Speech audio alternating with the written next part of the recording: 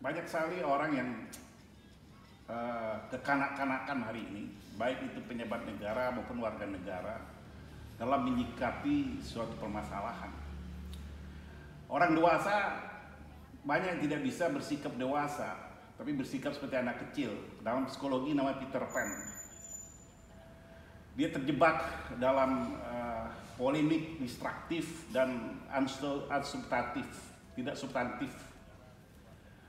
Bicara tentang sesuatu yang tidak penting sebenarnya dan mempolemikkan itu.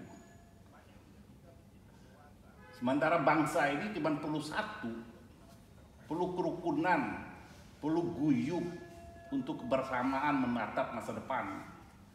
Bukan bicara soal yang overstay, deportasi, tidak dan sebagainya, nggak penting itu. Kenapa? Iya, dengar, saya akan jelaskan. Setiap warga negara maupun pejabat negara, jika dia melakukan deviasi, penyimpangan, sudah banyak undang-undang untuk menindaknya. Dan begitu juga negara memberikan perlindungan kepada pejabat negara maupun warga negara atas hak-haknya.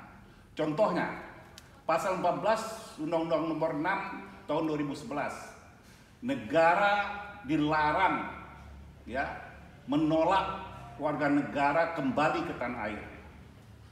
Itu perlindungan terhadap hak warga negara.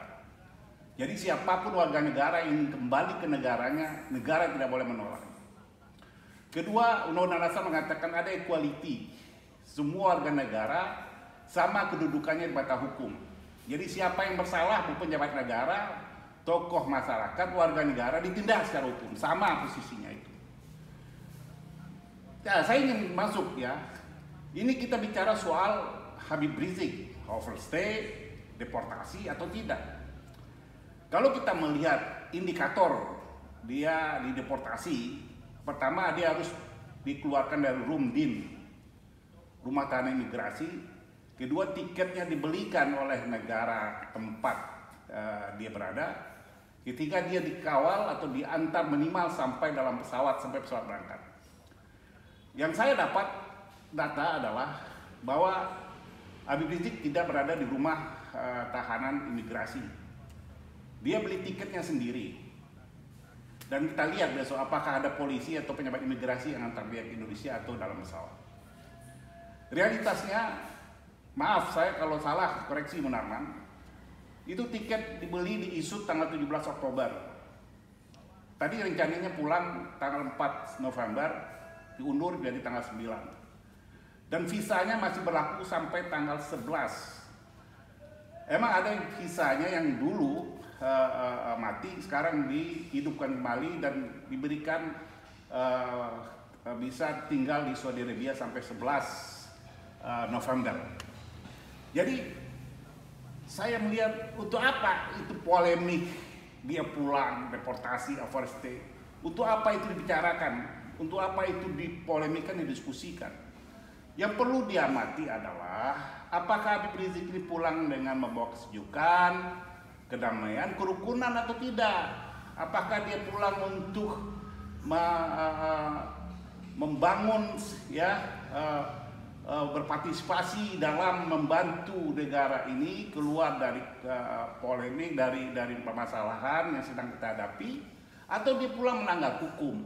Nah, semua perangkap peraturan perundang-undangan sudah ada. Jadi kita sebenarnya yang kita perlu cermati itu apakah kepulangan ini membawa kedamaian atau membawa pelanggaran-pelanggaran hukum atau tidak. Kalau tidak ada, untuk apa diusik-usik? Ya, kalau dia pulang untuk damai, untuk bersama-sama menciptakan suasana yang kondusif, sama-sama untuk berpikir terhadap kemaslahatan umat dan negara ini. Nggak perlu harus kita polemikkan bagaimana cara dia pulang.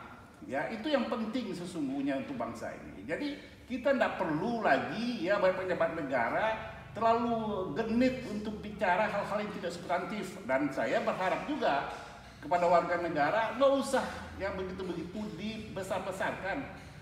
Biarkan saja nanti masyarakat akan menilai ya. Ini mana yang cerdas, mana yang tidak cerdas itu kan nampak. Mana yang bisa diberi amanah, mana yang emosional itu kelihatan semuanya. Jadi kita yang perlu Hmm. Kenapa? Enggak, Munarman kan mengungkapkan data, ya, data yang dia tahu. Dan biasanya kalau dia punya data, bagaimana kita membantah aja, toh sama dengan data yang saya punya.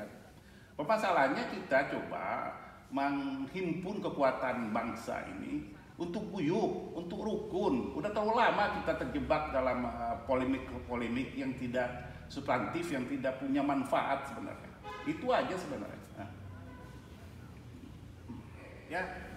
Ya, begini. Saya minta juga, ya, saya ingin menghimbau semua pihak lah.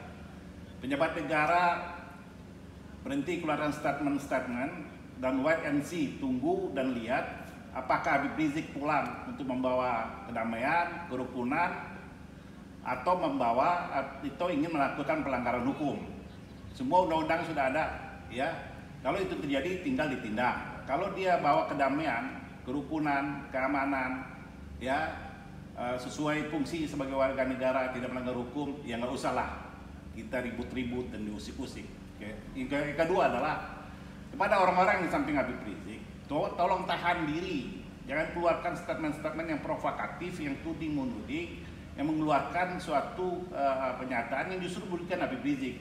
Contohnya 13 Oktober demonstrasi, Habib Rizik pulang akan membawa revolusi, lalu saya kritik, justru itu statement yang merugikan. Saya kritik di Detikcom. Nah, lalu dihaluskan oleh Munarman itu revolusi akhlak. Ya begitu tidak penting. Lakukan saja sesuatu. Kalau kita mau revolusi akhlak, Al-Quran sudah mengajarkan ku anfusakum wa ahlikum nar. Ya, diri kita, keluarga kita, masyarakat kita, ajak dengan ma'ruf, dengan baik. Itu tugas semua orang, apalagi ulama.